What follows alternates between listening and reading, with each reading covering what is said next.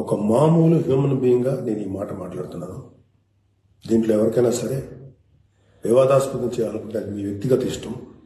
కానీ ఒక విషయం మాత్రం మీతో స్పష్టంగా చెప్పాలనుకుంటుంది ఏంటంటే,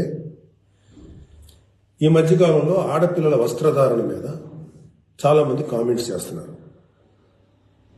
ఓపెన్గా మాట్లాడాలంటే ఈ మధ్యకాలంలో శివాజీ మాట్లాడాడు.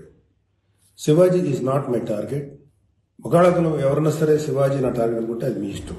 కానీ ఒక టైప్ ఆఫ్ మన సమాజంలో ఒక రకమైన రుగ్మత వెళ్తుంది. అదేంటంటే moral policing. It's called moral policing.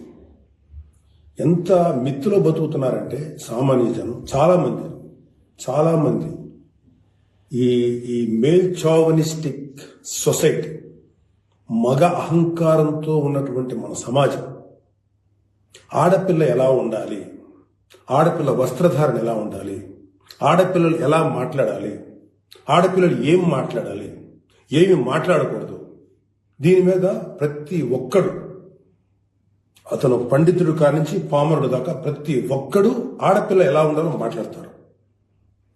First point, దీన్ని మోరల్ పోలీసింగ్ అంటారు. ఇది ఎగెనెస్ట్ కాన్స్టిట్యూషన్.